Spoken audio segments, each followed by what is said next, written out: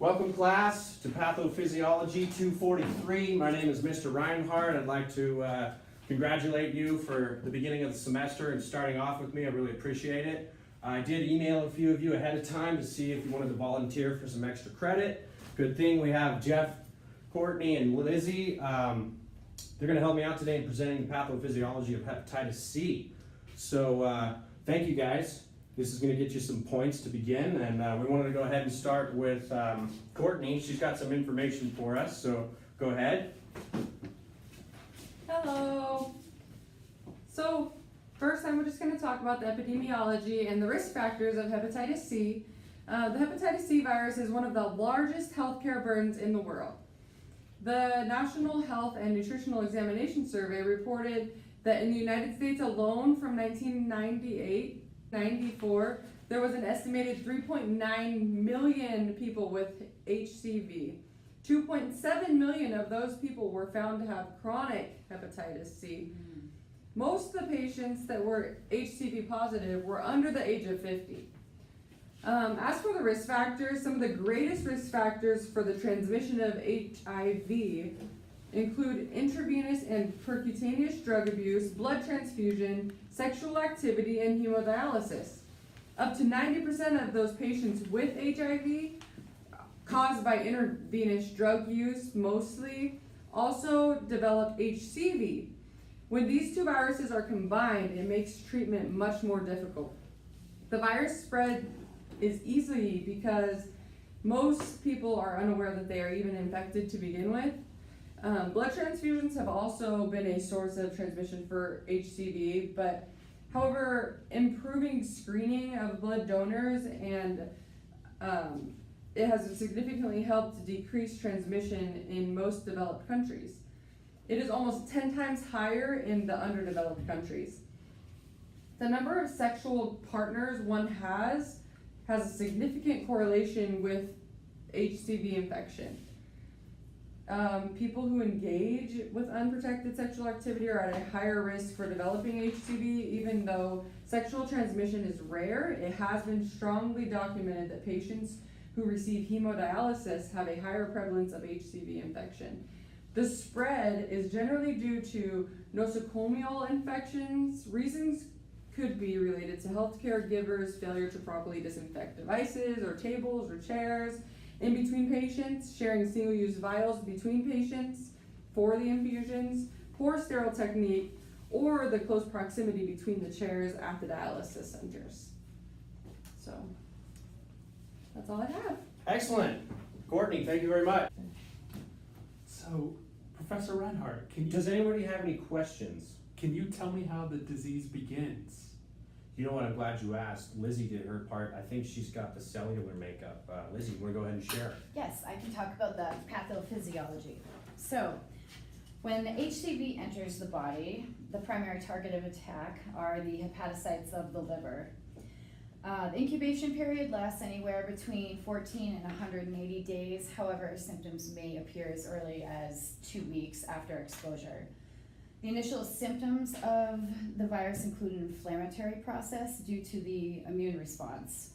The acute phase of the viral invasion, however, this is the acute phase of the viral invasion. However, because symptoms may take years to present or present themselves in a mild manner, the virus continues to silently replicate until chronic infection ensues, which is why this virus is called the silent killer.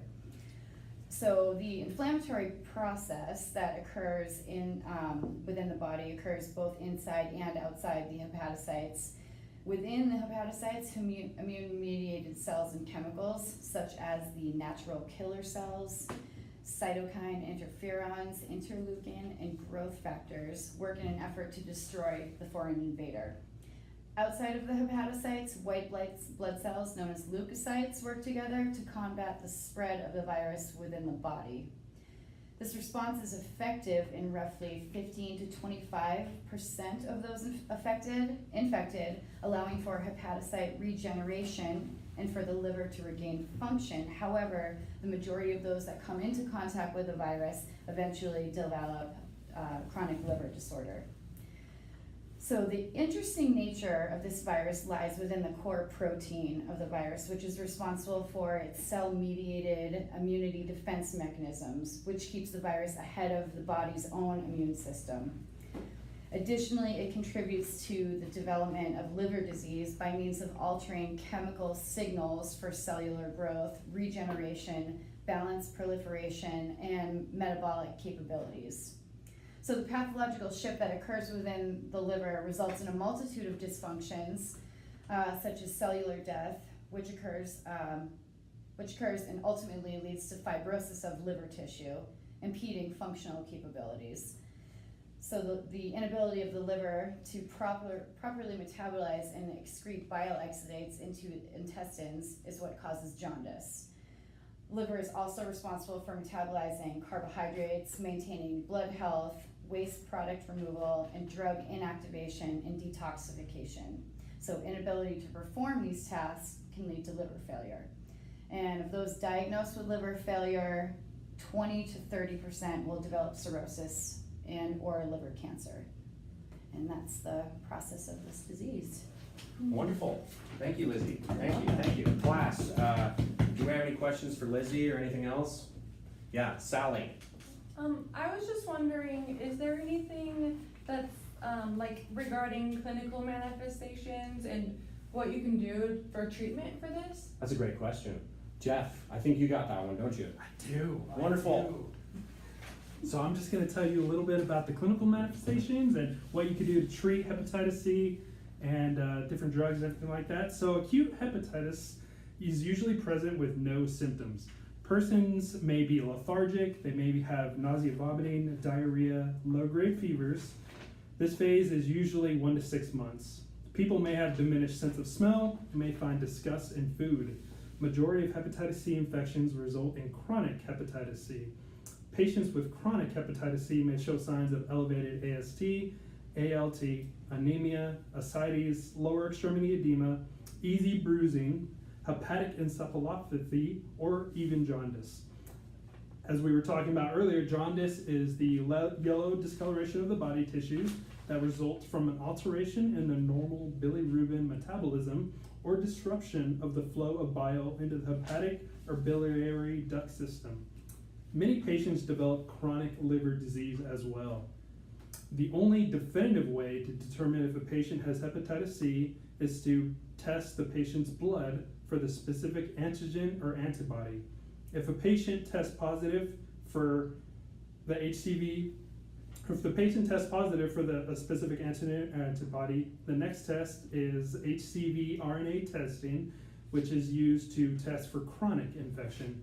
The last test after determining if it's chronic is HCV genotyping, which will help determine the choice and duration of the therapy in combating the hepatitis.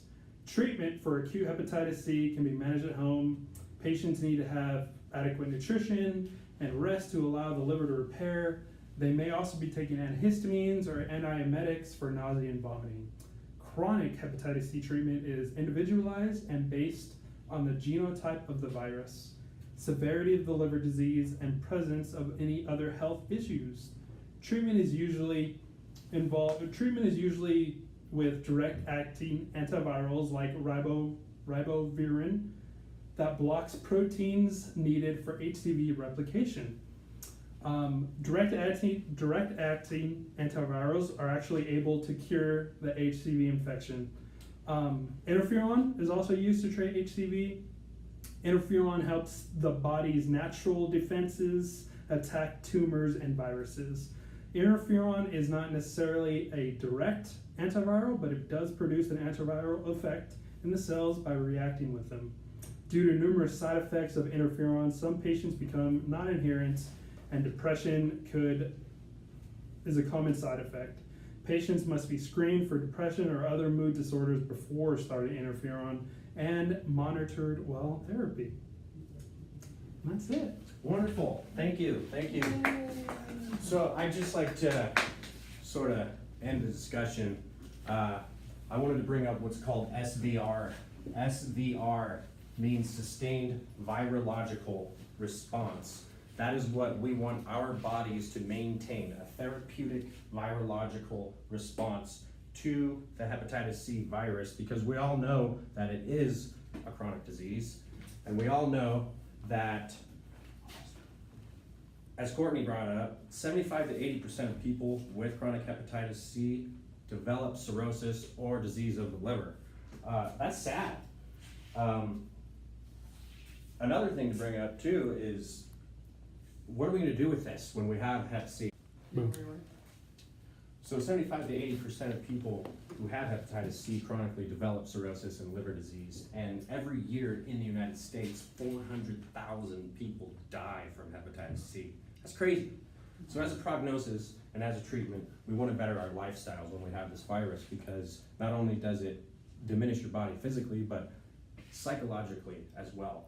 Depression, I think Jeff mentioned, is a huge one for people with hep C. It's very embarrassing, and you have to put it on job applications and share it with people as far as health codes and standards are concerned. But stuff like exercise, physical activities, an active lifestyle will help with depression. Counseling and therapy with professionals can decrease the psychological aspect of having to deal with chronic hepatitis C. As far as the sustained virological response, medication administration, the antivirals. Adhere to your regimen. Also, stay away from alcohol.